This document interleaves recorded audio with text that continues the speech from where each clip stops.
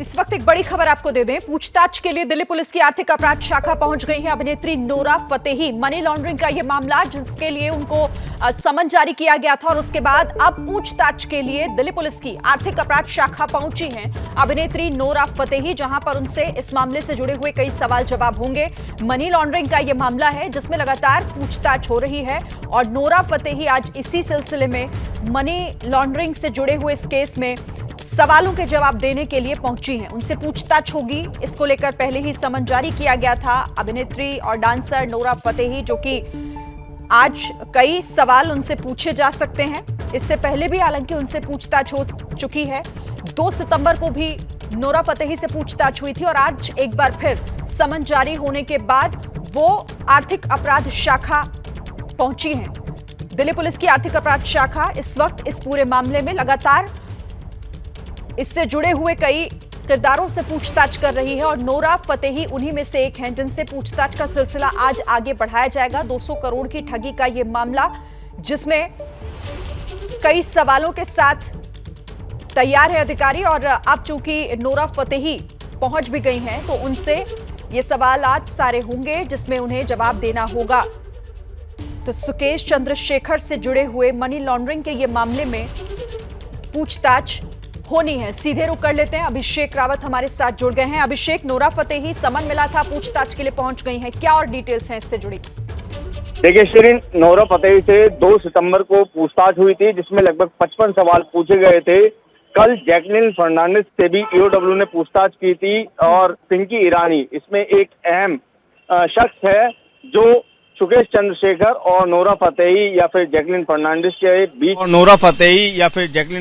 के बीच में जो एक कड़ी है वो है। और यही वजह भी है कि आज नोरा फतेही को दोबारा पूछताछ के लिए बुलाया गया है।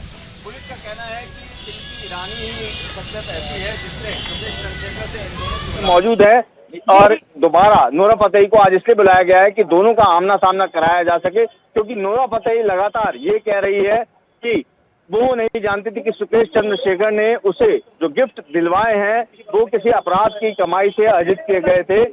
नोरा फतेही का ये कहना था कि चेन्नई में एक इवेंट हुआ था जिसमें उसे बुलाया गया था और वहीं पर BMW कार गिफ्ट की गई थी। उसे नहीं पता था कि सुकेश चंद्रशेखर कौन है, क्या उसका किसी अपराध से लेना देना है या नहीं। जबकि पिंकी ईरानी लगातार पुलिस को ये कहती आई है कि ऐसा नहीं है।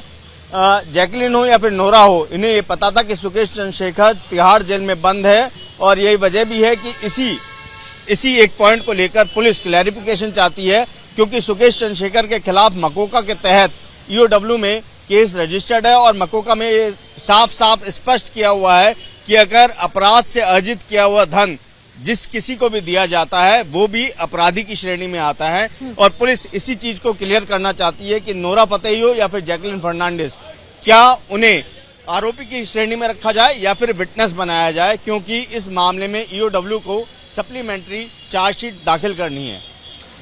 अभिषेक, इससे पहले आपने बताया कि 2 सितंबर को भी पूछताछ हुई थी, 50 से ज्यादा सवालों का सामना करना पड़ा था। जाहिर तौर पर आगे कुछ ना कुछ जरूर इस मामले में लीड अधिकारियों को मिली होगी, जिसके बाद ये पूछताछ का दूसरा दौर। आपसे आगे भी हम बातचीत करेंगे अभिषेक, लेकिन फिलहाल ये बड़ी खबर दर्शकों को एक बार फिर बता देते हैं। मनी लॉन्ड्रिंग से जुड़ा हुआ ये मामला है, 200 करोड़ की ठगी का मामला। सुकेश चंद्र, जिसको लेकर कई लोगों से पूछताछ हो चुकी है और आज एक बार फिर नोरा फतेही, जो कि आर्थिक अपराध शाखा के दफ्तर पहुंची हैं अधिकारियों के सवालों का सामना करने के लिए। जैसे ही घड़ी का काटा दोपहर 2:30 पे आए, बबीता जी का दिल सास बहू साजिश के लिए मचल जाए। और ये है इनकी बहू, पूरे दिन ऑफिस की टेंशन हो जाए गॉन जब ये करें अपना फेवरेट शो फ्री टाइम पे ऑन। इनकी तरह आप भी देखें अपना फेवरेट शो अपने टाइम पर और डाउनलोड कीजिए ABP लाइव ऐप अपने स्मार्ट टीवी पर।